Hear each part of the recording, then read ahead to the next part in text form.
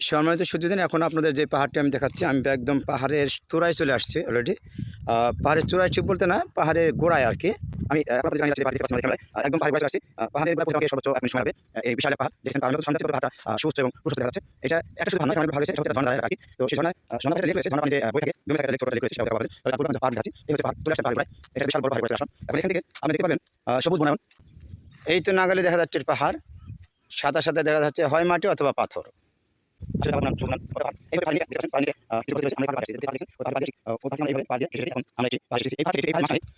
একটু উঠেছি আমি, একটা সিঁড়ি আপনাকে দেখাবো কিছুক্ষণ পরে। এই সিঁড়িটা 105টা ধাপ, মানে 105 ধাপের সিঁড়ি আমরা উঠেছি।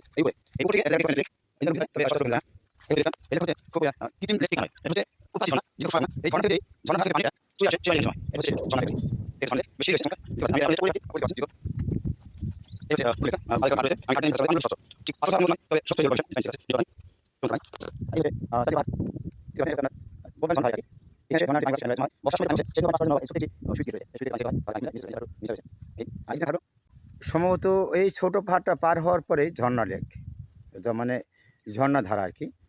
তো আমার যাওয়ার কথা ছিল, আমার সময় সংকীর্ণতার কারণে আমি ঝর্ণা পর্যন্ত পৌঁছাতে পারলাম না। তবে আপনাদের ঝর্ণার পাশে একদম নিকটবর্তী স্থানগুলো দেখালাম।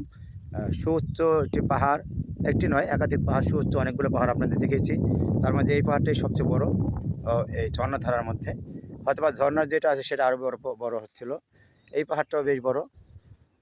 এতে দূরে যেটা দেখা যাচ্ছে এটা আর একটু বড়। এটা কাছে থেকে বড় মনে হচ্ছে, কিন্তু ওটা আর একটু বড় মনে হচ্ছে দূর থেকে। যত বড় কাছে হইলে হয়তো আর একটু বেশি বড় হবে। এই হচ্ছে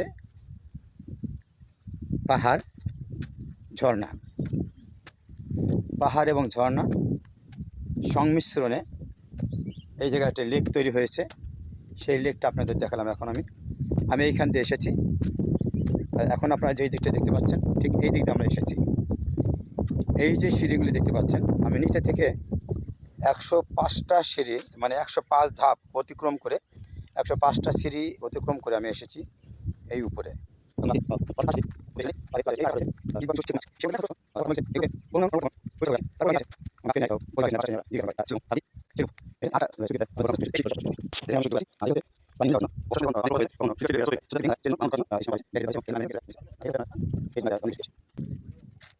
এই দেখছেন পাহাড়, সুউচ্চ বনায়ন,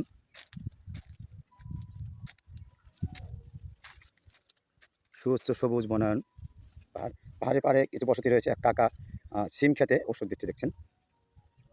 পাহাড়ের পাশ ঘেঁষে অনেকে ফসল আবাদ করছে, বিভিন্ন ফসলাদি, সবজি টবজি এবং অন্যান্য কিছু আবাদ করছে। দেখতে পাচ্ছেন রাস্তা আছে, এখান থেকে যাতায়াত করে সম্ভবত পাহাড়ে উঠে গাছপালা কেটে, ডাল গাছ টাছ কেটে, গাছ এবং গাছের ডালা কেটে খড়ি সংগ্রহ করে এরা। সম্ভবত মাটির পাহাড় ক্রমশই ভেঙে ভেঙে নিচে নেমে যাচ্ছে। পাহাড় অনেকটা নিচে হয়ে গেছে বোঝা যাচ্ছে, আর উঠতে ছিল। ভালো থাকবেন, সুস্থ থাকবেন, সুরক্ষিত থাকবেন।